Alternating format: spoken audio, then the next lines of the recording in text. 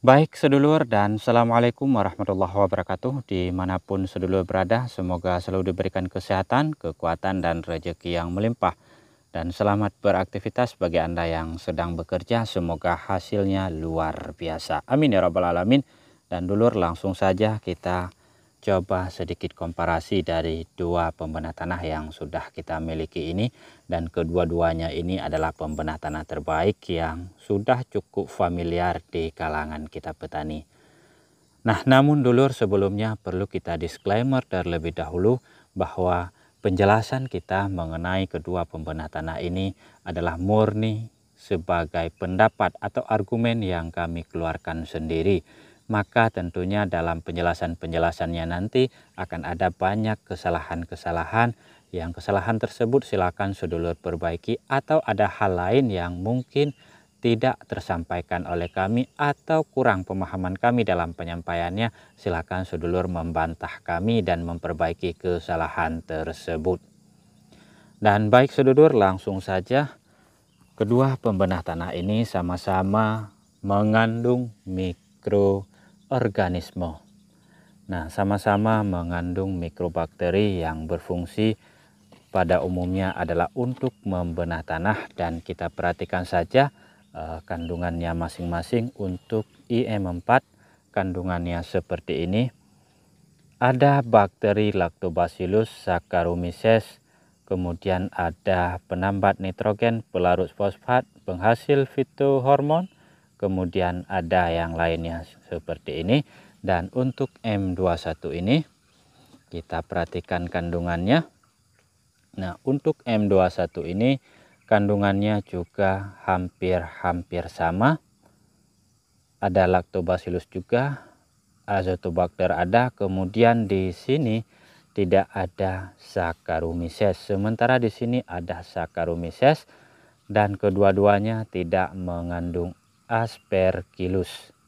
Nah, kedua-duanya memang tidak ada Aspergillus, maka pada saat proses aplikasi kemarin, M21 ini kita tambahkan ragi sebagai tambahan untuk mendapatkan bakteri Saccharomyces dan juga Aspergillus.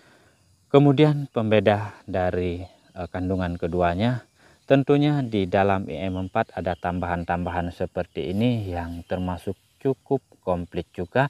Sementara M21-nya hanya seperti ini saja, tidak ada penambahan lainnya.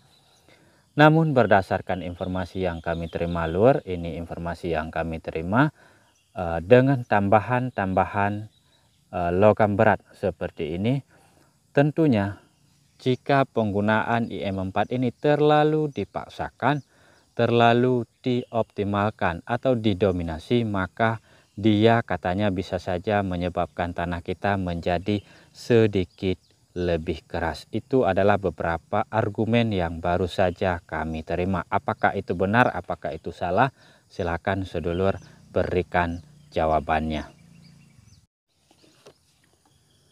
Kemudian dulur, untuk cara penggunaannya juga ini mungkin terjadi perbedaan pendapat di banyak kalangan senior petani kita, di mana untuk M21 ini jarang kita temukan perdebatan tentang cara penggunaannya, apakah harus atau wajib untuk melakukan pengaktifan terlebih dahulu dari mikrobakteri yang ada di dalam ini ataupun tidak. Ini jarang mendapatkan perdebatan di kalangan senior-senior kita. Nah, sementara yang ini IM4 ini banyak sekali perdebatan yang terjadi di senior kita, di ahli-ahli pertanian kita, di mana untuk penggunaannya katanya memang wajib untuk kita aktifkan terlebih dahulu setiap mikrobakteri yang terkandung di dalamnya. Kenapa? Karena mikrobakteri yang terkandung di dalam IM4 ini bersifat dorman atau setengah hidup, setengah mati, setengah terjaga dari tidurnya.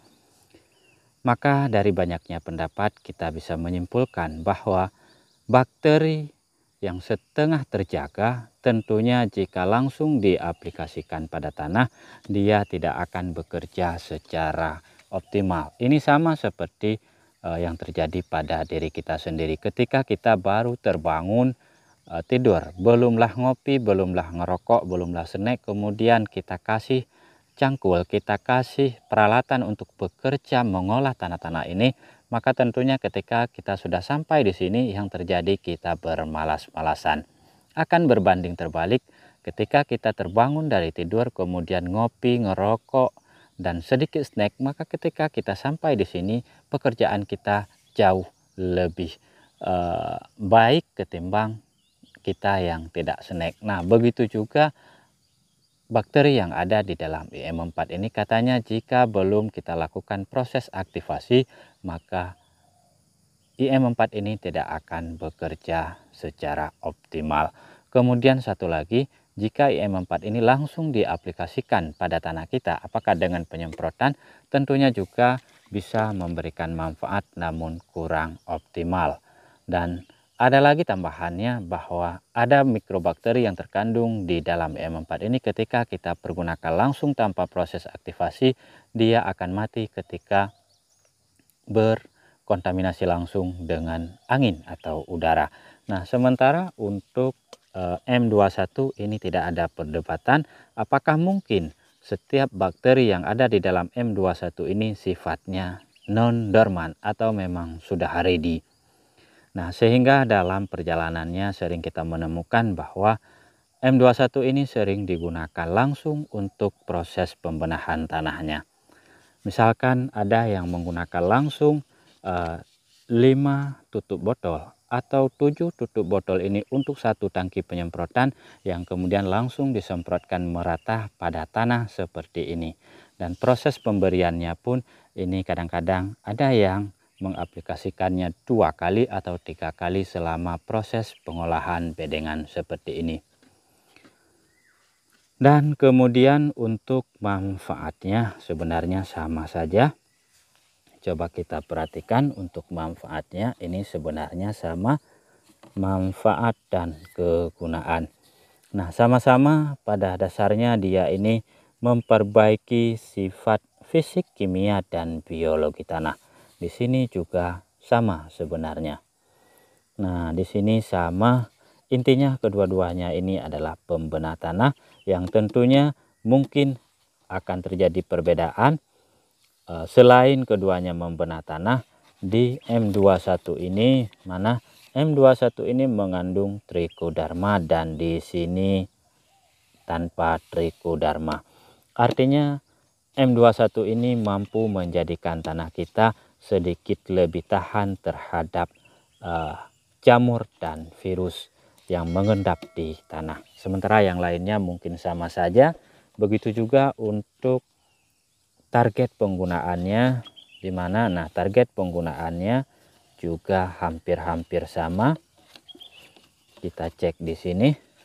Nah, untuk sasaran penggunaannya juga sama, bisa untuk pembuatan pupuk kandang di sini juga bisa, kemudian semprot lahan juga bisa, kocor tanaman ini juga bisa, pembuatan POC urin di sini terkhusus dituliskan untuk urin, sementara di sini sebenarnya juga bisa. Nah, dulur, mungkin itu saja yang dapat kami sampaikan. Sekali lagi dulur, mohon masukannya, mohon komentarnya jika apa yang kami sampaikan itu kurang pas, kurang berkenan untuk sedulur semuanya. Dan terima kasih sekali lagi, dan dulur, sebagai informasi tambahan, M21 ini sudah kita semprotkan sekali pada lahan kita dan akan segera kita gunakan untuk penggunaan yang keduanya, dan nanti terakhir penggunaan ketiganya tepat sebelum bedengan-bedengan ini kita tutupi mulsa. Ikuti perkembangan perjalanan budidaya tanaman cabai kami di sini selengkapnya. Nanti kami buatkan playlist khusus. Baik, terima kasih dan selamat beraktivitas. Semoga rezekinya lancar dan dimudahkan urusannya. Amin ya rabbal alamin. Kami cabut diri. Salam hormat. Assalamualaikum warahmatullahi wabarakatuh.